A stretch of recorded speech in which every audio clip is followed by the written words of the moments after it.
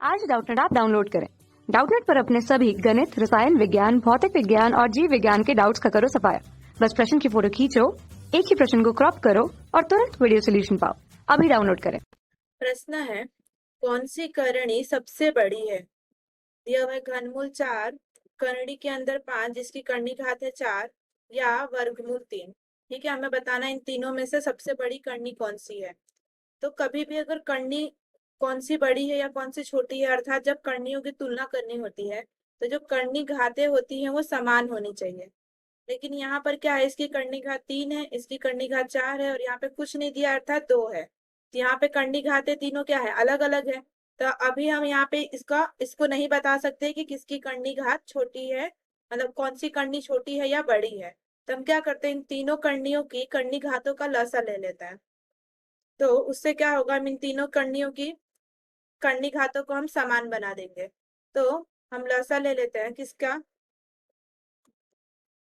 जो पहली करनी है, जो पहली संख्या है उसके ऊपर जो करनी है उसकी करनी घात कितनी है, 3। दूसरी दूसरी करनी की करनी घात कितनी है, 4। तीसरी करनी की करनी घात कितनी है, 2। कुछ नहीं दिया अर्थात 2। इसका अगर हम लासा लेंगे तो यहाँ से क्या आ जाएगा, 3 4 2। तो ये 4 और 2 किससे कट जाएंगे, 2 से। तो हम इसको 2 से भाग लगाते हैं, 3 तो कटेगा नहीं, तो 3 वैसे का वैसा रख देते हैं। 4 कितनी बार में कट जाएगा, 2 बार में। 2 कितनी बार में कट जाएगा, 2 से 1 बार में। अब फिर से 2 से भाग लगाते हैं, तो ये 3 जो है वो तो कटेगा नहीं। अब ये 2 किससे कट जाएगा, एक बार, 2 से कट जाएगा 1 बार में। और ये 1 वैसे का वैसा। अब ये जो 3 बचा वो 3 किससे कट जाएगा, 3 से कितनी बार में, 1 बार में। और ये 1 और ये 1 वैसे का वैसा नीचे उतार लेते हैं। यहाँ से क्या बन गया, 2 गुने 2 गुने 3। यहाँ से 2 गुने 2 कितना हो गया, 4। और 4 गुने 3 कितना हो गया, 12। यहाँ से हम क्या लिख सकते हैं, 12। तो इसका मतलब क्या हुआ कि ये जो संख्याएं हैं इनकी करनी घातों को अगर हम समान बनाएंगे तो इनकी समान करनी घात क्या आ जाएगी, 12। तो हम इन सबकी करनी घातों को 12 बनाते हैं। तो यहाँ पर संख्या क्या दी हुई है पहले हम लिख लेते हैं, एक एक करके हम सबकी करनी घातों को 12 बना देते हैं। यहाँ पे क्या दिया हुआ है, पहली घनमूल 4। तो घनमूल की ये जो करनी है इसकी घात कितनी है, 3 है। तो इसको अगर हम घात रूप में लिखेंगे तो कितना आ जाएगा, करनी की घात 3 है इसलिए क्या आ जाएगा, 4 की घात 1/3। अब यहाँ पर करनी की घात 1/3 है, तो इसको 12 बनाने के लिए हमें क्या करना पड़ेगा, इस 3 में 4 का गुणा करना पड़ेगा। तो अगर 4 का गुणा अगर इधर नीचे करेंगे तो ऊपर भी 4 का गुणा करना पड़ेगा। तो यहाँ से ये क्या बन जाएगा, 4 की घात 1 गुने 4 4, 3 गुने 4 12। तो अब हमें क्या बनाना है, करनी की घात 12 बनाना है। तो ये जो 4 है उसको ऊपर अंदर ले लेते हैं।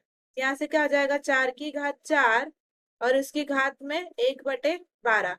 तो यहाँ से 4 की घात 4 कितना हो जाएगा, 4 की घात 4 हो जाएगा 16 गुने 16 अर्थात 256। ये कितना आ जाएगा, 256 की घात 1/12। इसी प्रकार से हम बाकी दो को भी हल करते हैं। तो दूसरा क्या दिया हुआ है, करनी के अंदर 5 जिसकी करनी घात कितनी है, 4। तो हम यहाँ से लिखते हैं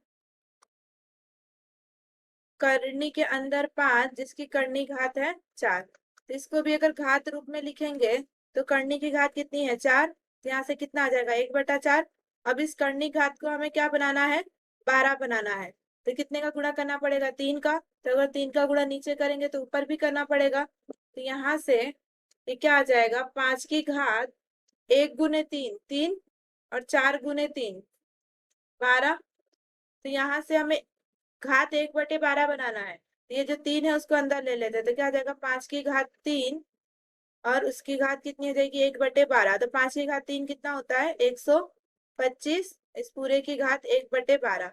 इसी प्रकार से जो तीसरी संख्या है वो क्या दी हुई है, वर्गमूल 3। तो हम यहाँ पे लिख लेते हैं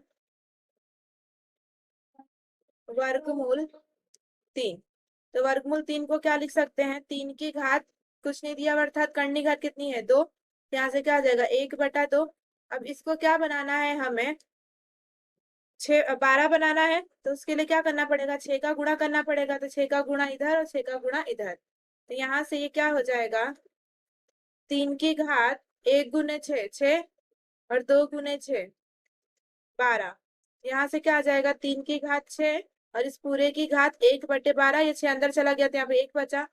तो 3 की घात 6 करेंगे तो कितना आ जाएगा 729 और इस पूरे की घात 1/12। तब इन सभी संख्याओं की घात कितनी हो गई 1/12, अर्थात इन सबकी ये सभी संख्याएं जो है इन सबकी कर्णियों की घात कितनी हो गई 12। ठीक है, कर्णी को हम इस प्रकार से भी दर्शाते हैं घात रूप में। तब क्या करते हैं इन तीनों संख्याओं के अंदर की संख्या की तुलना कर देते हैं।